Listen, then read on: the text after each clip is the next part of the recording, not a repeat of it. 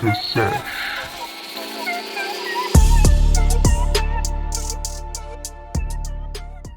Hey guys, it's 420 and welcome to the Coastie Sesh. We talk about real stuff like addiction and mental health with real people who live it every day. Just a disclaimer, any views or opinions described are not always reflective of the Community Drug Action Team or Coast Community Connections. Please do your own research before taking anything as fact. Today we're speaking to a man who has 5 years sobriety after entering a residential rehabilitation centre. Let's hear what he has to say about addiction and recovery. The Sesh.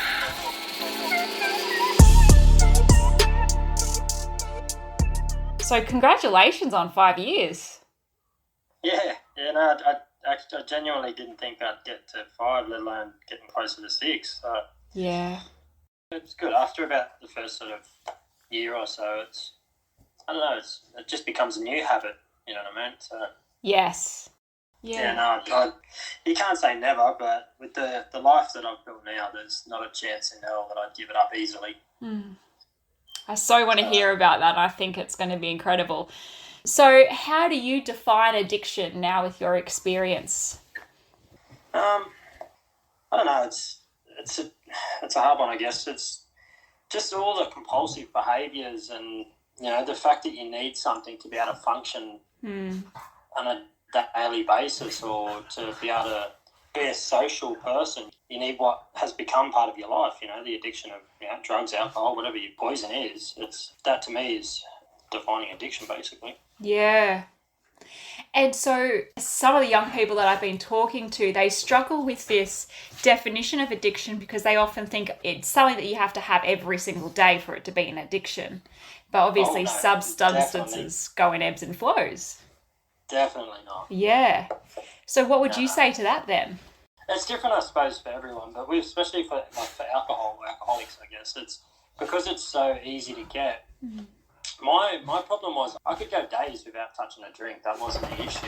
But then after sort of 2 or 3 days, I'd have that craving there for it, like it was a reward because I'd worked hard.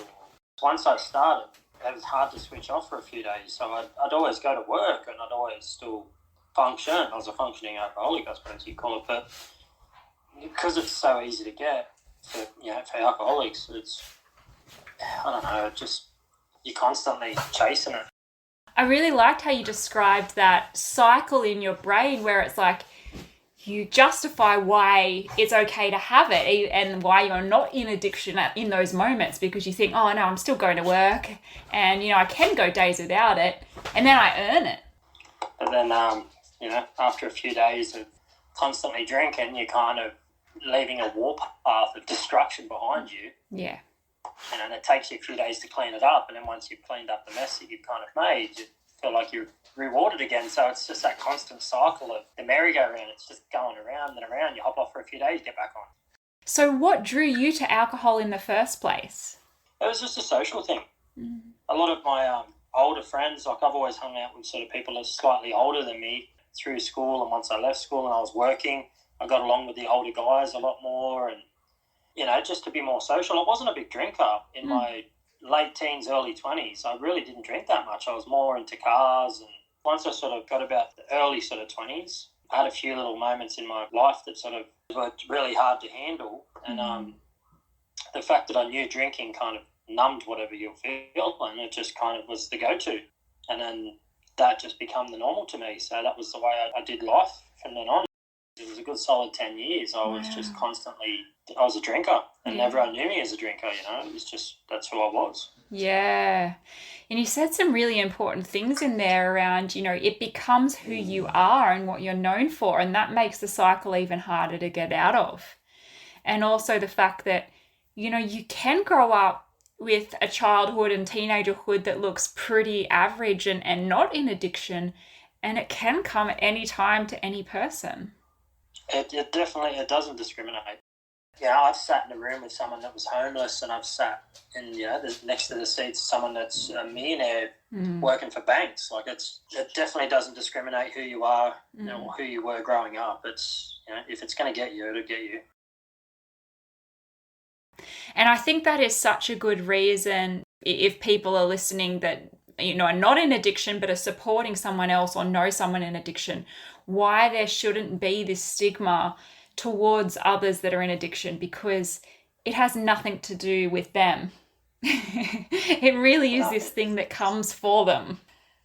It's so hard to admit it, but when you're in it, you don't really, for years I didn't think it was a problem, because I've seen other people drinking. Yeah. You know what I mean? I'd be drinking with other people. We'd plan things around how we're going to drink. Going to the beach, we'd take a barbie and obviously a lot of grog. Or if it was someone's first birthday party, there was cartons of beer there. That's not how it should be. That's what it become. You've highlighted a really important social issue that, particularly in Australian culture, we do circulate around alcohol, and it does make it really hard for some people who might be susceptible to it becoming an addiction. I had a guy say to me a few years ago, I was working concreting and stuff, it's a norm to be a drinker. One of the guys said to me, we're all going to head over to the pub for beers after, you coming? And I said, no, I don't drink. And he said, what do you mean you don't drink? I said, I don't drink. And he goes, really?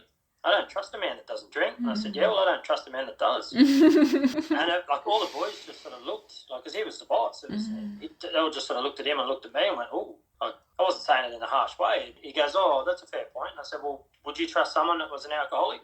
And he just sort of went quiet. He didn't really know what to say to that. I said, I'll still come to the pub, but I just don't drink. And that was it. And I ended up becoming really good friends with some of them people that I worked with. That's incredible. Good on you for being able to have the courage to make that statement to workmates and colleagues when you feel like there's a group of them that expect this behaviour, and being able to stand up for, your reasoning without having to put yourself down or make yourself smaller. But you stood up for yourself and you gave some really good reasons and made them question, yet still did in a way where you created a relationship. And it's become such a, being the sober one now, everywhere I go, it makes you feel a bit more power as a person, but not too full of yourself. All I'm known now is I'm known as Matt, that, I don't drink. Like my whole family, it took them a long time to accept it. I guess a lot of them thought throw in the towel and go back to the norm or something. Once I sort of got a year up, a few people noticed. 2 years up, a few people more noticed. And then sort of once I got to about the 2 to sort of 3 year mark, everyone was like, holy he's doing it. And now I'm quite well respected throughout my family for who I am. And I want to acknowledge that I can hear that in your voice too. You do come across the way you're speaking that there's this subtle confidence about, I know who I am and I'm okay with who I am. And as you said, it's not about being big-headed. It's this, I've formed a relationship with myself that I am happy with. Yeah, it's just, I don't know, you got to own who you are. And I'm completely honest and open with, who I was. And it took me a long time to understand who I could and couldn't be with, completely open and honest. If you can't just, like the old rule, what does it do? Don't do your 4 on the floor or something. You can't just walk into a room and go, yeah, I'm Matt, I'm sober, I've drank for years, what's your name? That's not how it is. It's just being put in situations where people just expect you to be a drinker and you just politely tell them, no, I don't drink.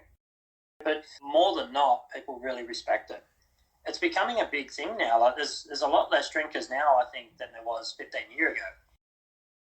In certain family upbringings, like I grew up with people drinking constantly around me, aunties, uncles, older friends. I played football most of my life and everyone would be at the Oval watching us drinking. That was just, that's what people did. But now I feel like there's a lot more people are into fitness. There's a lot more information out there now about how destructive alcohol can be. I'm noticing more and more the younger people especially that I see at work and stuff, they're not big on drinking and partying hard as when I was younger, I suppose. Yeah. And you're right, that is a real safety net for a lot of people who get pressured into it because, you don't want to be the only one. And having that culture of a few more people in the mix that say no to alcohol makes it a lot easier for people who don't want it.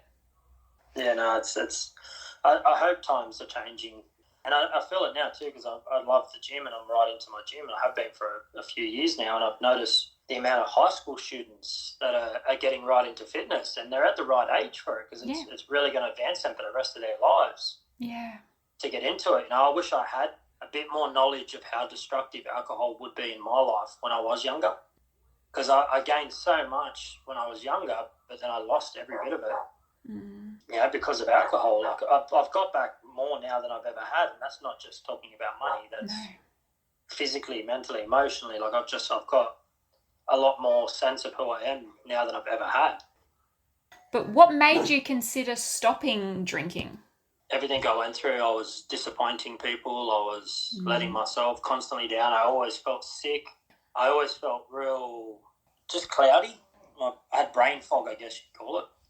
And, I had two beautiful young kids at home, and, I was a very supportive father, and financially, and I was there when I could be, but in a lot of ways, alcohol took priority, and it took me a long time to really admit that. But the day I kind of did was the day I knew that I had to get help. Yeah. And that's what pushed me. They pushed me at the start, and I didn't do it for them, but I didn't do it for anyone. I did it because I deserved it, and I knew that once I got it, if I got it, everybody that's connected to me would be rewarded in some way. That is so true. This idea where it is hard to acknowledge and be able to be willing to accept the guilt and hard feelings that come with thinking, yeah, I'm a parent and I've got brain fog every day, and I'm probably not, emotionally there all the time.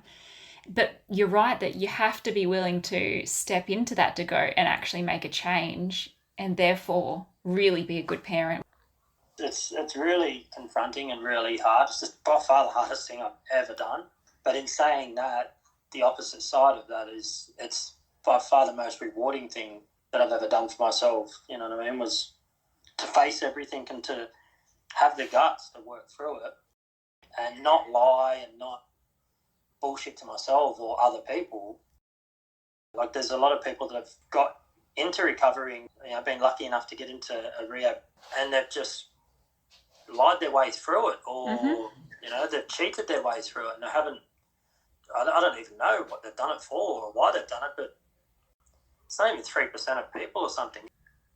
Yeah, from my experience there, and approximately I would say 50% of people made it to the end of whatever their program was, but out of that, very few actually stayed clean or sober beyond much longer than that. And probably 3% of that 50%. It's quite scary actually when I look back now, and the amount of people that have not just gone back to their addiction or whatever their poison is, but the amount of lives that have been lost. Like that scares me, because there's some really lovely people that I met, and genuinely decent people with beautiful families, and they're gone. That is another thing that I sort of keep at the back of my mind as well when I find out that someone else has passed because they've just gone back to their old ways. This isn't small stuff. It is life or death stuff. It is. And one of the most scariest moments I think I ever had was when I finally got into a detox. And I wasn't even thinking about any sort of a rehab program or anything like that. I just knew that I needed a break. And so I booked myself into a 10-day detox at a hospital out in Lake Macquarie. And whilst I was there, I was in pretty bad shape. I'd been drinking really heavy after me and my partner separated. Yeah. And whilst I was there, they'd done blood tests and everything like that. And I actually had the doctor come in and see me. And he showed me a graph basically of where your liver function and all that sort of stuff's supposed to be. And then he put another graph up and said, "This is you." And he said, he said straight to me, he said, "Do you have kids?" And I said, "Yeah, a 2-year-old daughter and the son's just about 4. And he said, "Well, put it this way, mate, if you don't change, you won't see your daughter turn 10. Wow. And that was like a light bulb moment for me. I didn't know how to take it at the start, but I knew that this 10-day detox wasn't going to be enough. And, that's when I just basically had to pull my pants up and face it all. Yeah. So what was that process like of getting help for you? Because for a lot of people going through addiction, it's hard enough to say, yeah, I've got a problem and I might need some help. But I think rehabs and detoxes are very stigmatized, and so people don't know what the process is going to be like and what the help is. Yeah, I found that at the start I had no idea that the services were out there that they are, and I had no idea even about the detoxes or anything like that. It was basically I felt really bad one day, like I felt real off, and I just wasn't with it. And I rang my best mate Steve, and I'm lucky enough that we're still best friends. I rang him, and he even said it. He said I could tell on the phone that you'd been drinking heavy. He said you sounded horrible. So he finished work early, drove the 45 minutes or so up to my place, and basically found me unconscious in my front yard, and drove me straight into hospital. And when I was in there, I asked them about what was available and what was the best way to go about it. And then they basically dropped a bucket load of information on me. Like, there is so much help out there. You just need to seek it, So the first step was just to get that detox. And you'd be surprised now. Like, I know a lot of rehabilitation programs and stuff like that are usually booked out, and there's waiting lists, and there's all these, if you book yourself into some sort of a detox, if you ring around, you'll more than likely find a rehab that will take you in if you stay at the hospital until you've done your whole thing and go straight from there to there. A lot of people I spoke to at Duralong said they had so much trouble getting in, but were you in detox? Oh, no. It's like, well, you can't expect them to take you straight off the street, because if you start going into some sort of a fit, you need some medical assistance. You can't just stop. I tried to stop before, and I basically had a seizure because of it. Yes. Yeah. Because my body just freaked out, didn't know what was going on. Yeah. I wouldn't even been a week in. I think I was about 5 or 6 days in. And that is a really good point, because alcohol is one of the very few drugs that you can die from detoxing, and that's those exact symptoms when you've been having enough that your body relies on it physically. It is possible that you could have a seizure when detoxing and die. So you're right in saying that anyone who has a poison that is alcohol most definitely use a detox that's medically detoxed. You need it. And the long-term effects of constantly, like I was 10 years or so of pretty hard drinking. I've met people that have been 20 and 30 years of drinking, and they do not look good, even when they are sober and they've given it up, and the damage has been done. Yeah. You know what I mean? Like, if there's anything I could say to someone that's young now, it's irreversible. So how do you define sobriety? You get self-worth.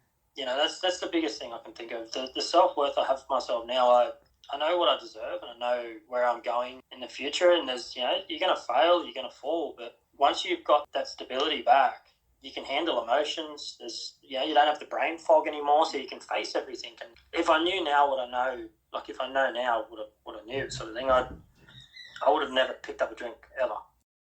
I would not. I just would have refused. No. Yeah. Because there's been so many years of my life that have been controlled by drinking, and I'm never going to get them back. So, but if anything, it does make me focus on the future that what I've already built, but constantly evolving with that as well. That's it. And staying so motivated to be present in those goals and to make the most of them instead of, just taking them for granted. 100%. Yeah. So what have you built since being in sobriety? Like, what are these things that have, I guess, motivated you to keep going, and the things that have shown you that this sober life is worth it? Family, relationships, everything. Like, my kids absolutely love the father I am, and how much effort I've put into constantly maintaining a relationship from the other side of Australia. You know what I mean? If I was still drinking, there's no way we'd be as close as we are. Yeah. Not a chance. Yeah. Because financially, I wouldn't have had the money to maintain contact with them, all the flights and everything like that. I wouldn't be who I am now. And they love they love their dad. You are dad in their head. It's not just this label. It is a feeling. 100%. Yeah. And my family, mother, dad, stepmom, uncles, aunties, cousins, everyone that knew me as who I was, and now a couple of them have said this is who you've always been.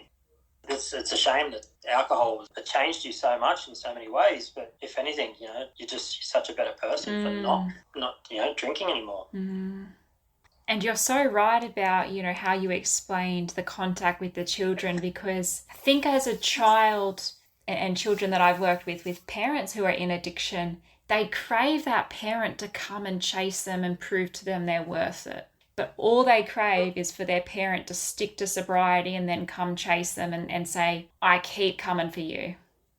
And you did that. And I think that's beautiful and has built that relationship that they know you are dad.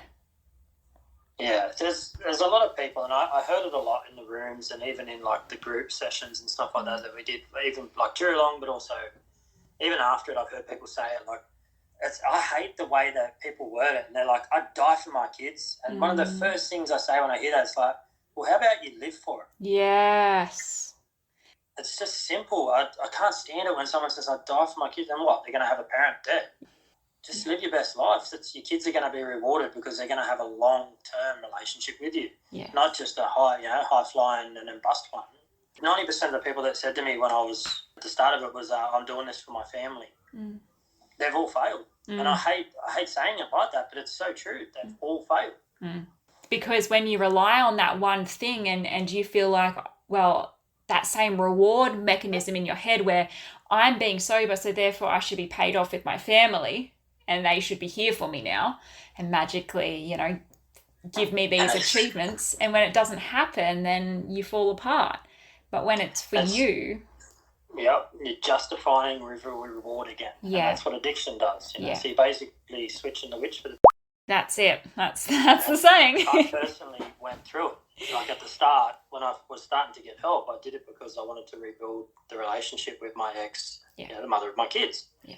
And when that didn't come through, then I went, well, why am I even doing this? I questioned everything. That was something I had to go through to get what I've got now. And it was horrible. Like my drinking, it put me behind bars.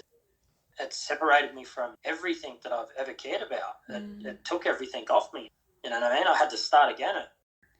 And then, thinking about what that means to these two beautiful children that have watched you do that and go, my dad can realize when he's losing out on things and make a lasting change.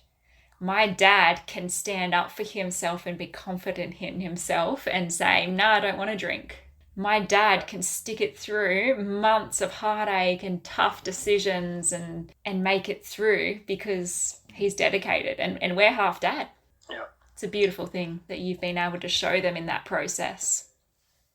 It is. And sobriety is, it's so much more. Like the life that it allows you to build, it's phenomenal. Like, you know what I mean? I've got a beautiful property that I've bought. I've worked for myself now. I've got a beautiful partner and then, her daughter. And she absolutely adores me. We get along really well. There's just so much added to it. You don't think you're going to get to where you are. But if you can stick it out... Possible. And better than what you probably would have given yourself. If you'd got everything that you wanted in the first couple of days of sobriety, you wouldn't have as good as what you have now. Nowhere near it. And I remember writing a bit of a list. I wrote a list of what I wanted to achieve in 5 years. I did all of it in about a year and a half. You know what I mean? I got back so much more than I've ever had. Obviously the relationship with my ex, it's taken a long time to clear up, and that's completely understandable. My drinking didn't start overnight, and she witnessed a lot of it over the years. It's a really mature place to be able to sit in where you can acknowledge the pain that witnessing addiction has on other people, and you can stop chasing forgiveness for that, if you know what I mean. Like I think, in the 12 steps that we went through where you have to, I guess, say everything that you've done wrong and then you go and acknowledge that with other people. And part of that process and learning is that, you apologize to them, not to hear that they forgive you, but for you to acknowledge to someone else the pain that you've caused. And I think you did that so beautifully just then. Said it, like it was about a year or so after I completely sober sort of thing. I wrote a letter, like I gave it to the kid's mother. Didn't go too deep into everything, but it was just letting her know that, the way I was and the way that things weren't right. And I completely acknowledge that. And if there is ever any way that I can repay her in any way, I'm here. But I don't expect you, to ever want or need anything from me. And that to me was just it was an acknowledgement to say he's really doing it. I think that's when she actually went, holy, he's doing this. Yeah. You know, people from my past that were a part of my past have either completely left my life now because they're either still drinking heavily and don't want someone sober in their face. Yeah. Or they completely love and accept who I am and who I've become, and we're closer than ever. You've just explained that so beautifully and clearly, and it just shows from that brain fog to the clarity of thought and your ability to communicate now. And I can't imagine, the impact that is rippling out now instead of the rippling of addiction. That ripple effect, you hear about it, but you don't expect it to be as big as it is. And I think it's that idea that, in addiction, it's a spiral downwards. It is either we are circling upwards or we're spiraling downwards. And you're right, when you go into sobriety and you actually do that work, you do spiral upwards, and that spiral means that you have good things coming towards you that you wouldn't even expect, like drawing new partners and relationships that are healthier than you could even imagine having, open, close relationships with your children, building things for yourself and feeling like you earned that achievement. Instead of, I hear young people that are in addiction, and I so feel for them when they say, oh, well, what do I do when, all these people are messaging me to go out and use drugs or alcohol and like I can't get away from it. And it's that idea that, that spiral downwards means that those things get drawn towards you instead of the ripple effect of all the things you actually wanted. One thing I've noticed since I give it up, that a lot of people have that drinking addiction or the smoking, they love to have someone to do it with because it justifies them. It's not just them doing it alone. Yeah. And once you start saying no, or I'm busy, or I'm doing this, because all you're doing is sitting around drinking with someone that really is not wanting to face much of life, or talk about things, or connect, or yeah. And once you sort of start putting in place that you're not doing that, they search for someone else, and they eventually do find someone else, and then you stop hearing from that person. So if you're feeling like you're pressured into something now because they're a good friend, you've got so much more of a life in front of you than sitting around drinking or taking drugs. There's so much more life out there. Don't ever feel that has to be it. I have to do it right now. A lot of life experience. Obviously, you got to live through, or if you're lucky enough to see someone else's mistakes and learn from that, then that's great. But if you do find yourself in trouble, or like you feel like this is not right and this is not who you're supposed to be, don't do it. Find help. There's so much out there that I had no idea about. Go and join a gym. Like, I've found myself so much from just going to the gym. Like, I feel stressed, and there's something really powerful about being able to move a lot of weight, or to watch yourself changing. If I could go back in time, I would have put a lot more effort into my fitness. And it is that idea of switching to something that actually gives you back good stuff. Instead of giving into, I don't want to feel these emotions or feel this thing, so I'll numb it. It's, I can actually cope with this pain. In the gym, it's physical pain. I can prove to myself that I can reach my goals over time. Making recovery your own and finding your positive up spiral, finding what your negative down spirals are, and, what is good for you. So the last question I want to ask you then, considering your history with alcohol and what you know about alcohol now, what do you think about, I guess, how legal and accessible alcohol is compared to other drugs? It's a tricky one. Look, anything you're going to do is a choice, obviously. Having such easy access to it does make it very easy for anyone to mask emotion, for them to hide behind something, for them to, like I remember right in the real heavy stages of my drinking, I remember within about a 2 or 3K radius of where I lived, there was about 4 or 5 different bottle shops. Every single one of them knew me by first name. And I wouldn't just buy a drink when I went there. I'd buy many different drinks. It got to a point where that I relied on it so heavily, it was horrible because it was so accessible. It was bad. And unless you literally walk into a bottle shop blind, rotten, drunk, they will serve you. You're over 18, here you go, what do you want? Yeah. Yeah, there's no limit on I'll just get 10 bottles of that. And literally, I would, at times I would walk in with a trolley. Yeah. Like that's. And then come back 2 days later and. Yep. And that's not acceptable. Like that's not a life lived. That's just existing barely. It's not good. There needs to be stuff put in place, or I don't know. I hope that over the next few decades or whatever that people have got so much more knowledge of how many broken people are out there drinking right now. Yeah. You know what I mean? If you're sitting around drinking on your own constantly, that's a problem. If your drinking is making someone else's life hard, that's a problem. And if you're going into that cycle and that justification for any substance or activity, that's a problem. It is. Yeah. And that's the whole thing. Once it becomes a habit, it's so easy to justify. Literally got out of bed and had a shower today. Oh, what time is it? I must have a drink. Yeah. Yeah. I look back now and I just think, wow, who were you? But you were yourself, but masked by addiction.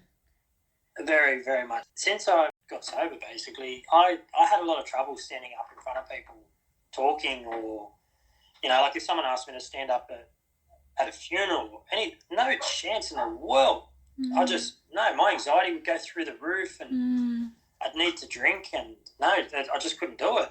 But since I've, gotten to sobriety, I've managed to become really confident in the way I approach any situation, where I've been able to stand up at a funeral, like my nan's funeral. My family actually asked me to stand up. And, I've stood up in front of big crowds of people and ran crews and jobs. And I couldn't do none of that years ago. There's no way in the world I would.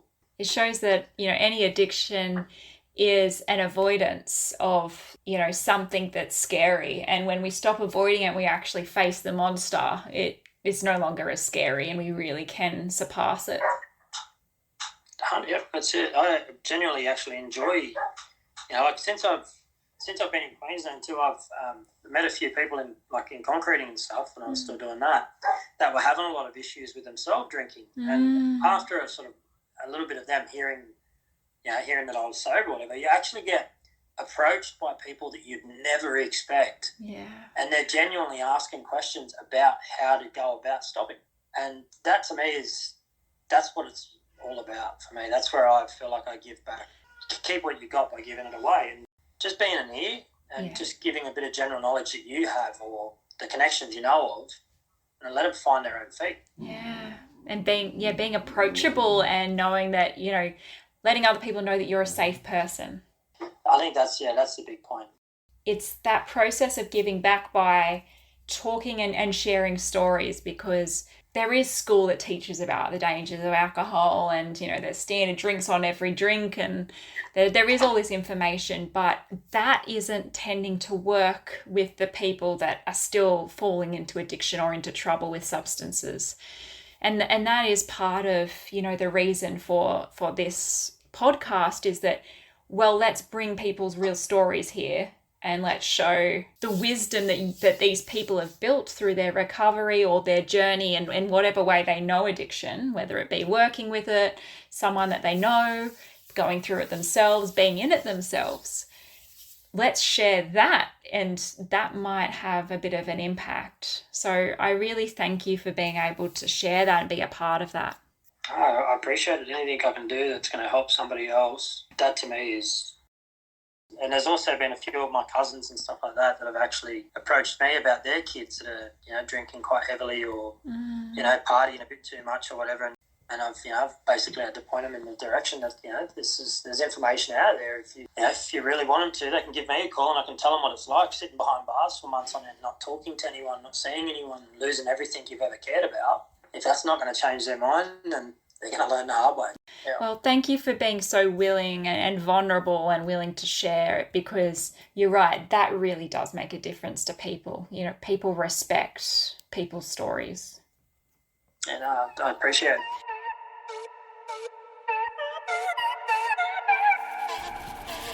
The Sesh.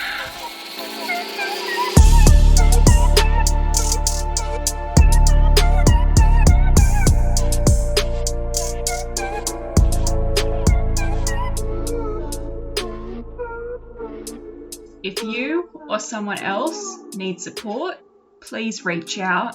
You can always call emergency on 000, Kids Helpline, 1800 55 1800. Lifeline on 13 11 14. The New South Wales Mental Health Line on 1800 011 511. counsellingonline.org.au for online counselling. Don't do this alone. The Sesh.